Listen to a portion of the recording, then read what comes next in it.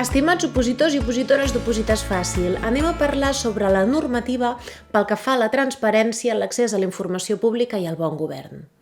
Quina normativa hem de tenir en compte? Per una banda, la llei 19/2013 i la 14/2013. Són lleis de transparència, accés a la informació pública i bon govern. El que passa és que la 19/2013 aplica a nivell estatal i la 19/2014 aplica a nivell autonòmic de Catalunya.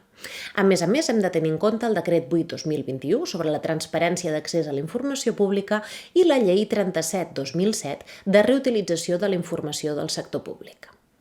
És molt important que tingueu present de totes aquestes l'estructura, l'àmbit d'aplicació i altres dades de la 19/2014. Concretament, el nombre de títols que té, que en són 5, el nombre d'articles, que en són 95, i les disposicions addicionals, transitòries, derogatòries i finals. També és important que tinguis present de la llei 19/2014 els títols, quin és el títol de cada títol i quin és el contingut rellevant. Moltíssimes gràcies per la teva atenció.